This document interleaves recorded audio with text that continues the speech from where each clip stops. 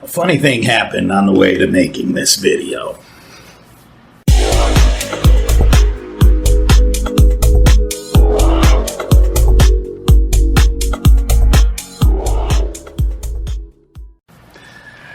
I'm Steve Perry, this is BiblicalAnarchy.com, and we're taking a look at a fairly common claim from Christian apologists. Now, here's the problem. Quite often when the New Testament quotes Tanakh, or the Old Testament, it actually misquotes it.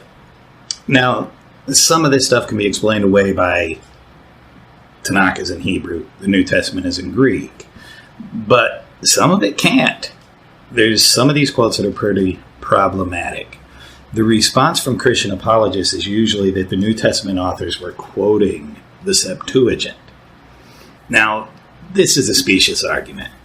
That's what this video started out, just to say, hey, this isn't a good argument. It seems good on the surface, right? Because they're writing in Greek, so it would make sense that they're reading the translation in Greek. But the problem with the argument is that it goes like this. About 200 years before Jesus, the 72 rabbis were commissioned to translate Tanakh, the Old Testament, into Greek. And this translation, done by the rabbis 200 years before Jesus, so see, nobody was trying to change this to match Christianity, right? There was no bad intention on their part. They translated this, so therefore they must have had a Hebrew text that had these quotes in it in order for them to translate it with these quotes in it. Makes sense, right? The problem with it is, first off, the New Testament authors never claimed to have a Septuagint or be using one. Secondly, the 72 rabbis, and if you go to the article that I do on the website, I'll have a link to this information below, from a Christian website.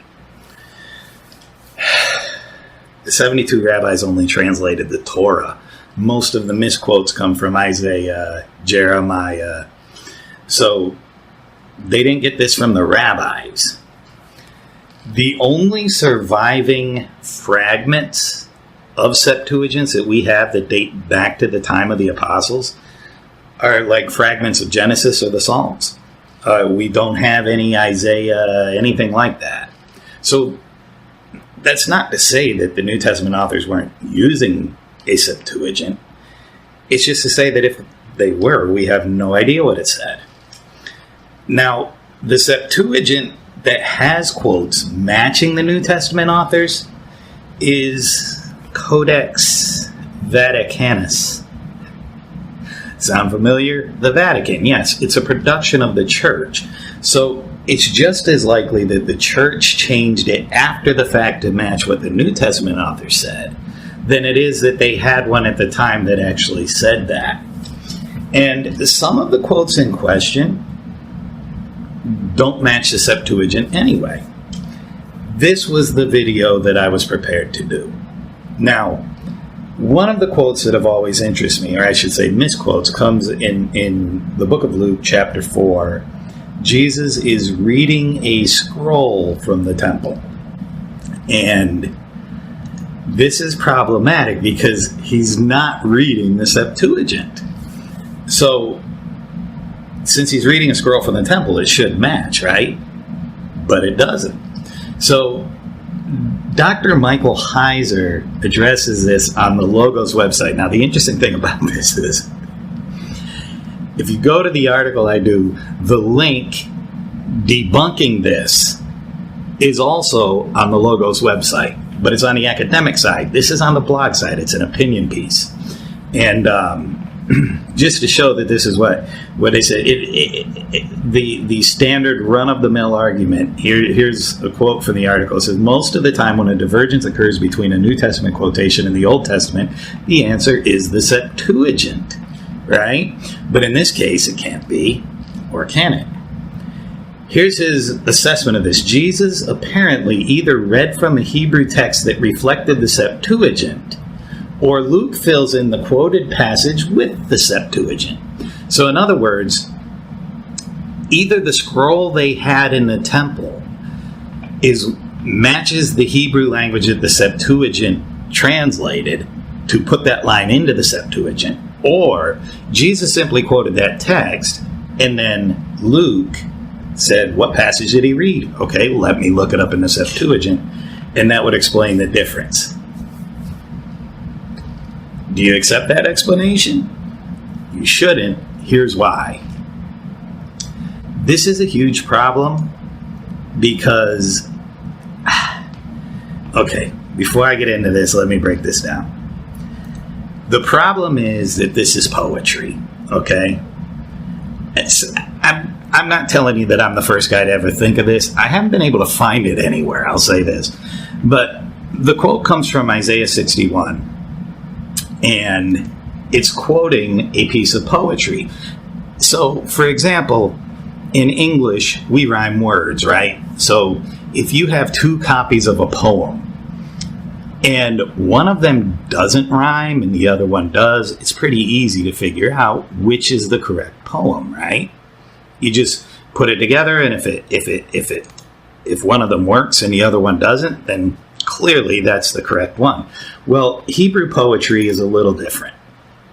In Hebrew poetry, they rhyme ideas, and you're going to see this in this poem, how they're rhyming the ideas, and it works out perfectly in the book of Isaiah. Does it work in the book of Luke? This is what I said about to do. So as I put this up on the screen, you're going to see these aren't verse numbers. It goes 1, 2, 1, 2, 1, 2. I do that because you're rhyming ideas. So first idea, second idea should match, right?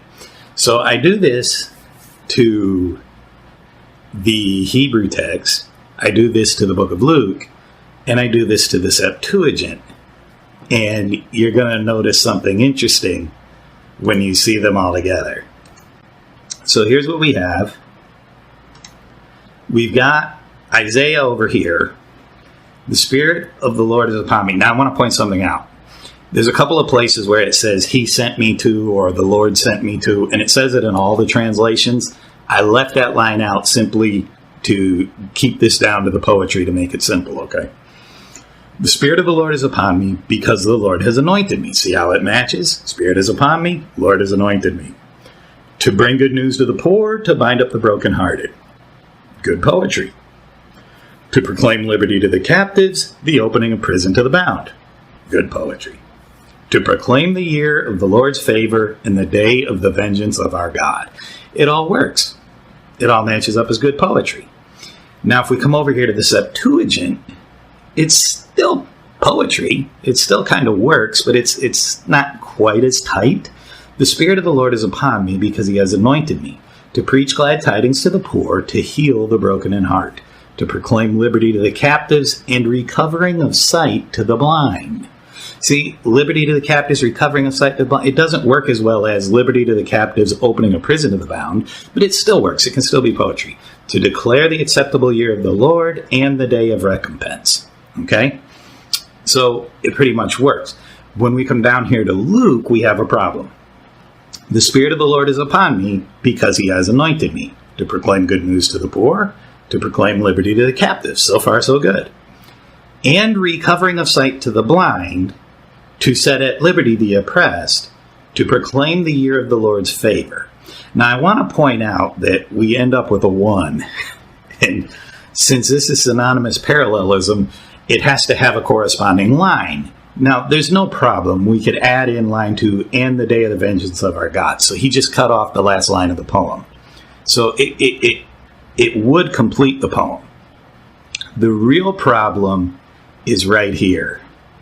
If you look where my cursor is. And recovering of sight to the blind is the first line of a parallelism. And it can't be because it's got the word and, meaning it's attached to the line before it, not the line after.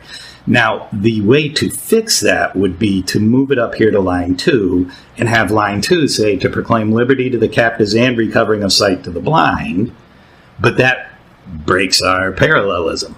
So the poem breaks no matter what you do with this here. That's interesting.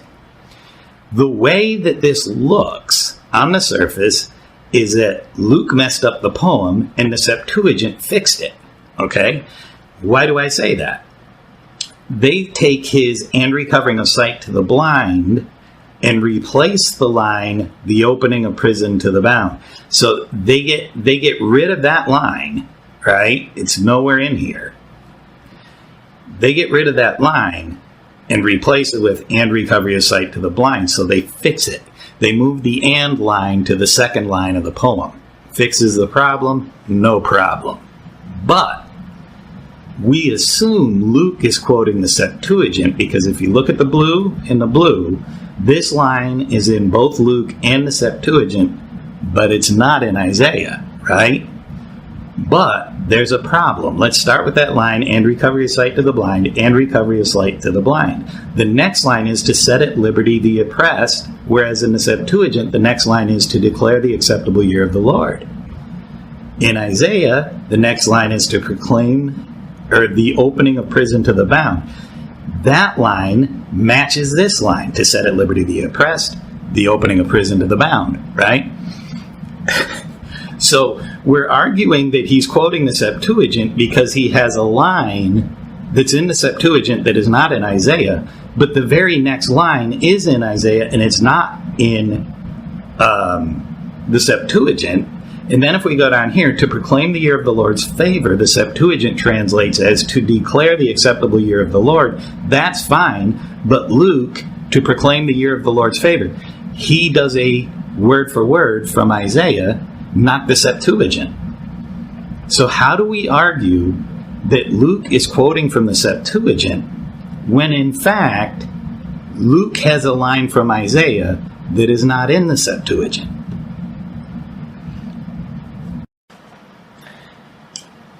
Follow me here, please.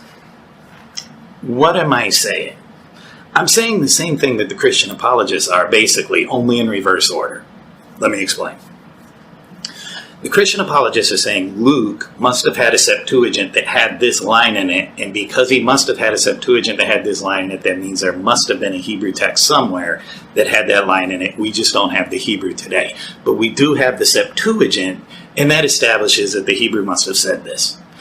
What if, just follow me here, what if the people who translated Codex Vaticanus, which matches the language of Luke and Isaiah, right?